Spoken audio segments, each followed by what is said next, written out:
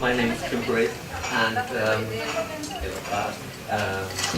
and I feel somewhat like a misfit in this session because I'm not much into dissemination. I'm more of a back-end man, but I had some well-meaning colleagues, I'm sure, that thought I should send in a proposal for this conference, and I did, and it was accepted. So here I am. But it will mostly be about a collection management system and the experiences we've gathered in that collaboration. So it's not collaboration with my museum's audience. It will be the basis for that when we get there. But so far it's more collaboration between museums and partners within the CollectionSpace community.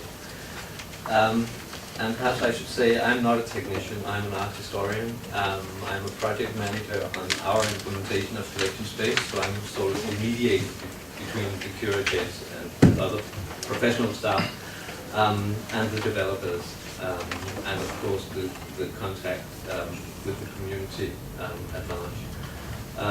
Besides CollectionSpace, we're also involved in ConservationSpace, which is a document management system that is also developed in open source, which will support the work of conservators. So that's even further from dissemination. And just to show you what our implementation looks like, in 15 minutes I cannot go into details with what we've built so far. As I said, it's a web-based application, so you open it in your browser. It's not a traditional relational database model. It's multi-relational. Everything can be related to each other, so there are some semantic aspects in this, but I will not go into detail about that. CollectionSpace is an open source web-based application, and I should perhaps say it's funded by the Andrew W. Mellon Foundation in the United States, which is funding 4 space programs, so to speak: the CollectionSpace project, ConservationSpace project, ResearchSpace, which is an infrastructure for supporting infrastructure for scholars within the cultural heritage sector. And lastly, ArchiveSpace, which is an archive system. And they're independently developed. Of course, we talk to each other, but there are different project leads on them. And there's so far no demand from the Mellon Foundation that they should find a common organizational home or something like that.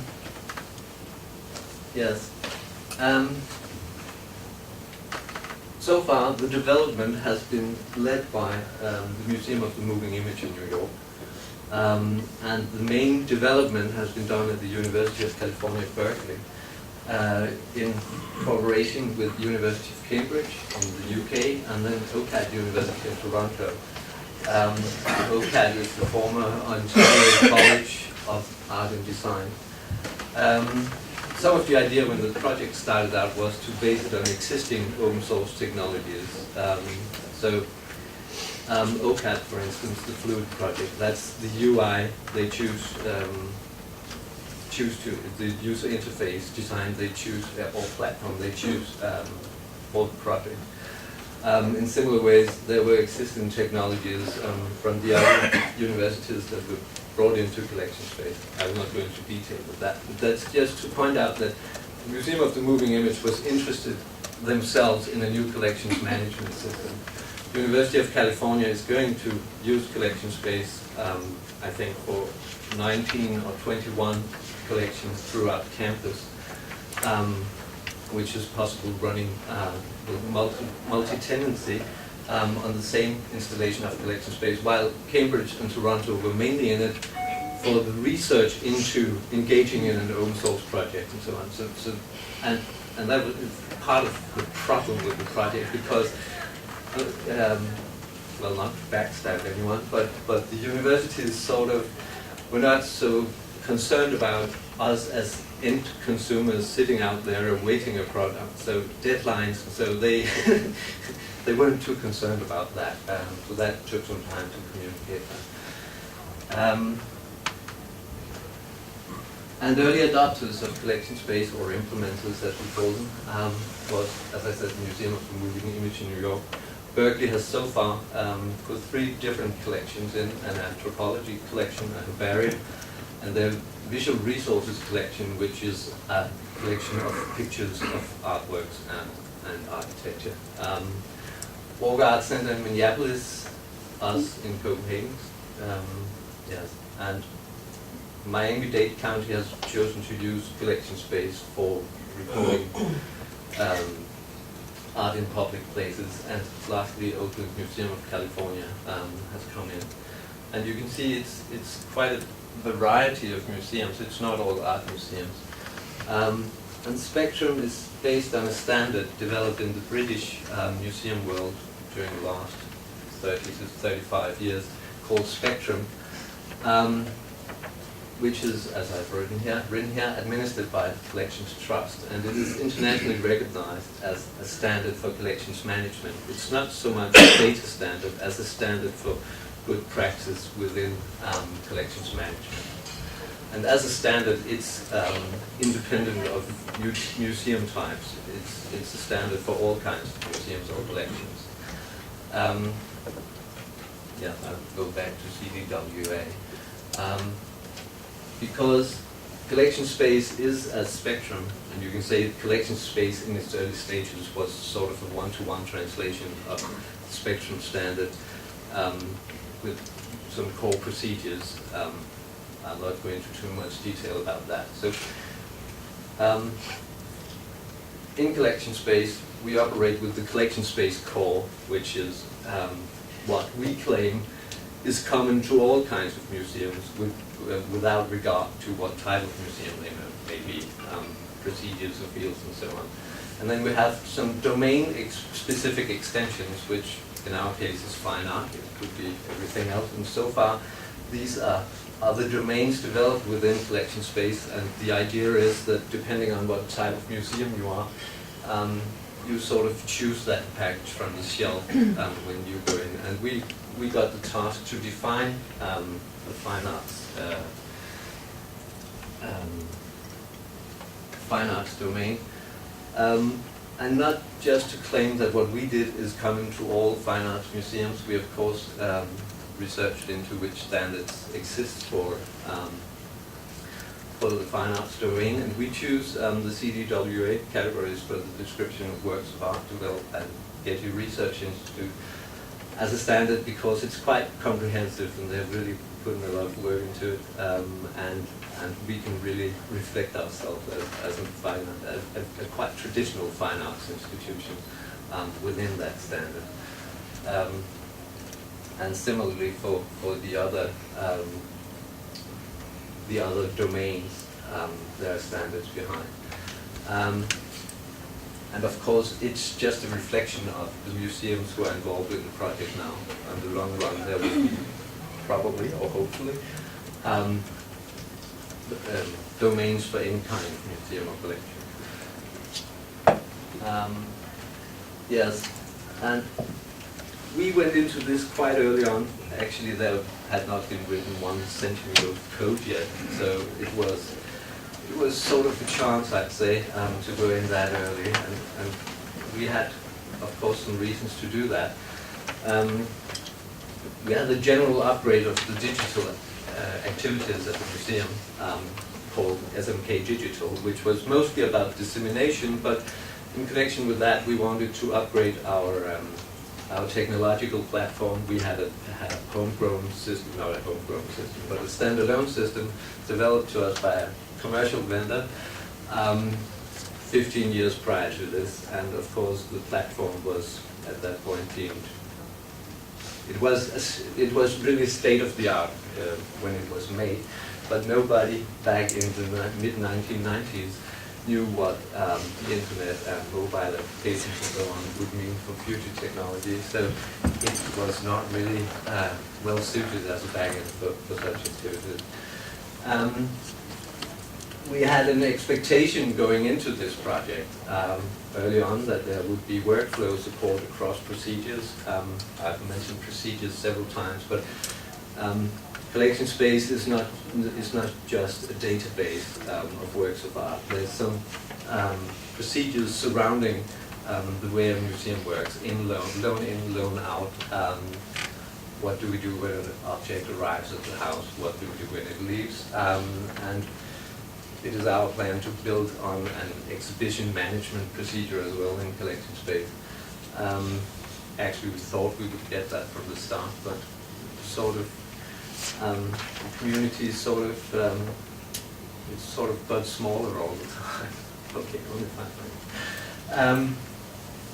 It appealed to us that it was going to be developed in collaboration with a community of museum professionals. It was a web-based application which we believed would increase the ability for interoperability and would make a more intuitive navigation within the system for our users. And finally, open source was really appealing to us without having any experience in it, because we paid a lot of money in license for the proprietary system that we had, and we would rather use that money to pay a developer in-house who would then work on the project instead of just being a phone number we could call. And perhaps I should say, open source is not so much about things being free or getting cheaper. It's different kinds of business models, and depending on your point of view, you could say it's capitalism version 2.0 or it's socialism version 2.0. It's not really that interesting. We're not in it to save money, but we're in it to get control of our own code and to be able to continue building on this system, because we don't expect this to finish any time. I mean, we will have a full-time developer on this project to make adjustments, new procedures, whatever we need in-house and so on. And of course within the community. There are certain risks with such an early engagement as we did. There's no established community. There is now. It's not very big, but it's very responsive. So it's actually working quite well. At that time, you have no idea, at least not in this case, about the future organizational home or what the business model will be like. But the CollectionSpace project set out that the basic software should be free. You should be able to download it, and if you don't need any more support from the organization, it's no concern of us what you do with it. One of the big problems, because we didn't get in on a partner level here, was that we had no legal contract. We had nothing we could say to the central development that you promised us this, now we don't get fulfill the contract. That's really a hazard, I think. And of course, in a huge collaboration internationally, you have to learn each other, to know each other. There are differences in time zones, but what surprised us the most was probably that even within this little world of museums under the Western Hemisphere, there was actually quite great varieties in culture, and communication often was quite complicated, and it took some time for us to actually realize that. And then there's probably a lot more that could go wrong. Yes. Now it's speeding up, so I don't know what I want to say. But of course, in the end, this is going to serve as our backend for our dissemination on our own website and search the collections and so on. And of course, delivering data to Europeana, to the Google Art project that we're involved in. And we talked yesterday a little about ownership of data, and the policy in my institution is that we want to give our data totally free. People can do with them whatever they want. So there's a fairly strong API on CollectionSpace, which we've set up a test for at this Hack for DK, which is a Danish cultural heritage hackathon. And yes, we really don't mind if underground community take our data, split them up, do with them whatever they want. That's fine with us.